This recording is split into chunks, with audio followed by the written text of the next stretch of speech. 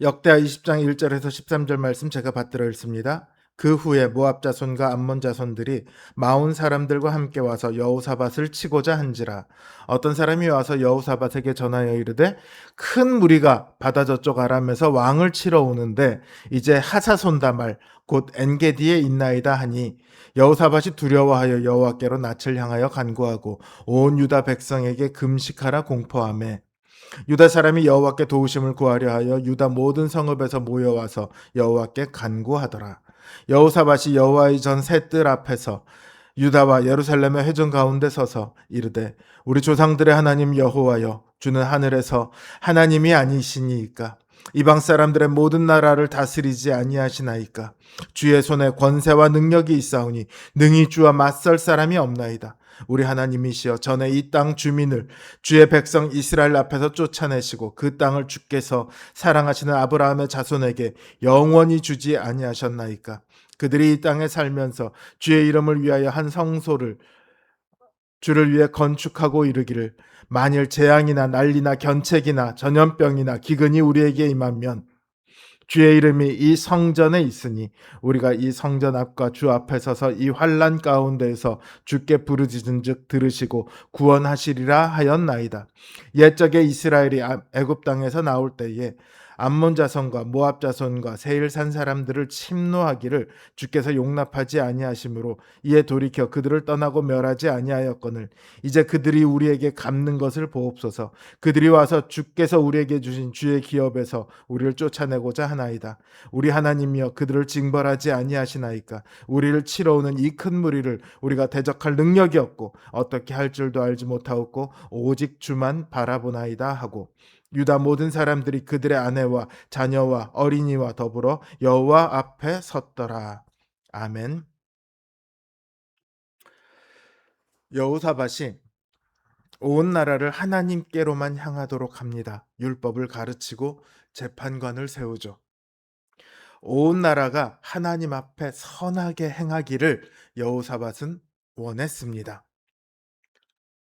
보통 이런 이야기가 있고 나면 그 다음에는 하나님께서 여호사밧의 행함을 기뻐하셔서 그 땅에 평안이 깃들었더라. 이런 이야기가 나와야지 자연스럽습니다. 그런데 오늘 본문에서 보듯이 바로 나오는 이야기는 평안의 이야기가 아니라 전쟁의 이야기입니다. 모압 자손과 암몬 자손들이 마온 사람과 함께 와서 여호사밧을 치고자 합니다. 이들은 모두 요단 동편에 거주하는 족속들입니다. 2절에 보면 어떤 사람이 와서 큰 무리가 바다 저쪽 아람에서 왕을 치러 오는데 지금 엔게디에 모여 있습니다. 이렇게 왕에게 전해요. 근데 아람은 사실 아, 유다에서도 한참 북쪽, 이스라엘에서도 북동쪽에 있습니다. 거기에 비해서 모압이나 에돔이나 마온은 유다의 남동쪽에 있거든요. 그러니까 굳이 이 나라들이 아람까지 쭉 올라갔다가 다시 내려올 이유가 없습니다. 게다가 엔게디에 지금 몰려 있다고 하는데 이들이 건넜다는 바다는요, 사해 바다예요. 갈릴리 바다가 아니라 사해 바다를 건너서 엔게디에 있습니다. 엔게디라는 지역 자체가 사해 바다 연안에 있거든요. 그래서 공동 번역이나 NIV에서는 아람에서 왔다고 하지 않고요. 에돔으로부터 왔다 이렇게 기록하고 있습니다. 그러니까 번역을 그렇게 하고 있죠. 사실 아람에서 하고 에돔에서는요. 히브리서 원어 성경으로 보면 아주 작은 짝대기 하나 차이예요. 1.1획이라도 할 때 그 획 하나의 차이예요. 그 모압과 암몬과 마온 사람들이 이 사해 바다를 건너서 지금 엔게디까지 들어왔어요. 예루살렘 턱 밑이거든요. 예루살렘에서 동편으로 50km밖에 안 돼요. 그러니까 유다 땅 안으로 들어와서 예루살렘을 지금 위협하고 있는 상태입니다. 사실 이 족속들이 그전까지는 감히 유다를 대적하지 못했습니다. 17장 17절 10절을 보면요. 여호와께서 유다 사방 모든 족속에게 모든 나라들에게 두려움을 주셔서 여호사밧과 싸우지 못하게 하셨다. 이렇게 기록하고 있거든요. 그러니까 유다와 싸울 생각도 못했던 이들이 지금 유다의 영토 안에까지 쳐들어와 있습니다. 이들이 그렇게 들어올 수 있었던 데는 무엇보다 길르앗 라못과의 전쟁이 큰 영향을 미쳤을 거예요. 남유다하고 북이스라엘이 그 당시에 강대국이라고 할 수 있는 이 두 나라가 연합해서 길르앗 라못하고 전쟁을 했어요. 그런데 길르앗 라못을 이기기는커녕 아하브 왕은 죽고 여호사밧은 도망쳐 옵니다. 그걸 보면서 더 이상 여호사밧과 유다를 두려워하는 마음이 사라졌을 거예요. 그래서 이렇게 유다를 침공해 올 수 있었죠. 이렇게 정황을 보면 이들의 침공은 길르앗 라못에서 패전한 것 때문이지만 여호사밧은 이 상황을 다른 눈으로 보았습니다. 영적인 눈으로 봤어요. 그래서 이것이 하나님의 징계라는 것을 알아차렸습니다. 19장 2절에서 보면 여호사밧이 길르앗 라못과의 전쟁에서 패하고 돌아왔을 때 선견자 예후가 나와서 왕이 악한 자를 돕고 여호와를 미워하는 자들을 사랑하는 것이 옳으니까 그러므로 여호와께서 진노하심이 왕에게 임할 것입니다. 이렇게 말했거든요. 그 예언이 이제 성취되고 있다는 것을 여호사밧은 알아차린 거예요. 아, 이 전쟁은 하나님의 징계구나. 그래서 여호사밧이 지금 두려움을 품습니다. 17장에서는 여호와께서 유다 사방에 두려움을 주셨는데 이제는 반대로 여호사밧이 그들을 두려워하고 있습니다. 사실 여호사밧에게는요.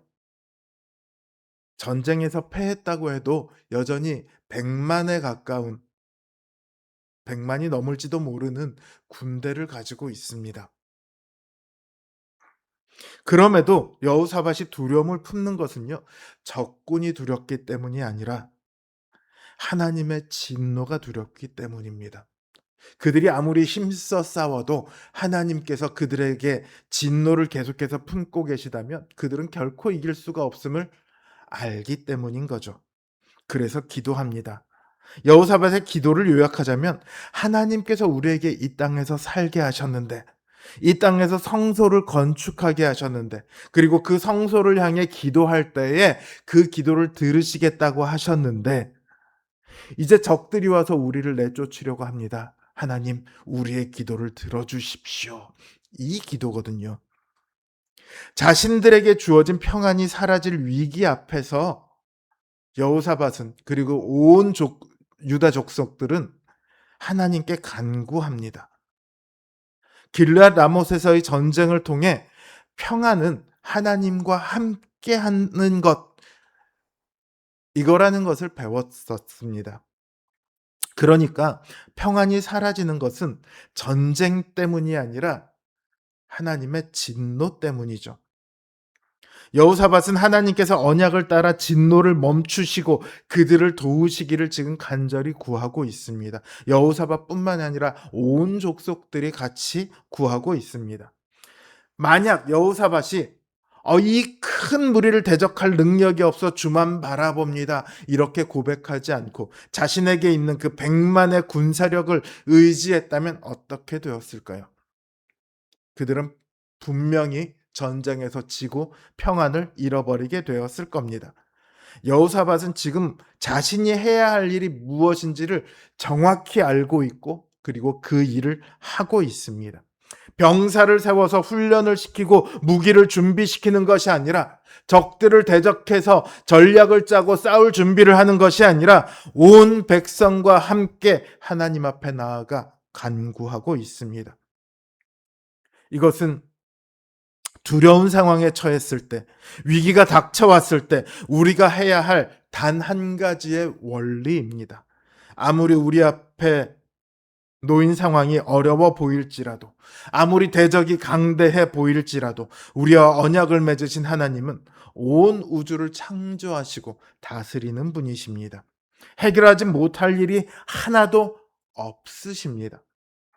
우리가 성전이신 그리스도의 이름으로 기도할 때에 하나님께서는 그 기도를 들으시고 언약을 따라 우리를 도우십니다. 이걸 믿으십시오. 오늘 어려움이 있으십니까? 오늘 내 힘으로 해결하지 못할 일이 있으십니까? 오늘 두려운 상황이 있으십니까? 그것이 무엇이 되었건 기도하십시오. 우리 언약의 하나님께서 그 기도를 들으시고 우리에게 평안을 주실 것입니다. 위기 앞에서 이리저리 내가 무엇을 할까 해결책을 찾아 애쓰기 전에 무엇보다 먼저 우리 자신을 하나님 앞에 세우십시오. 여호사밧처럼 자신과 온 가족이 그리고 온 성도가 함께 하나님 앞에 서면 그 모든 위기가 더 이상 위기가 아니게 됩니다. 그 모든 위기가 우리의 감사와 찬송의 이유가 될 것입니다. 기도로 모든 위기를 이기고 더 큰 믿음으로 서 나가는 우리 성도님들 되시길 주님의 이름으로 기원합니다.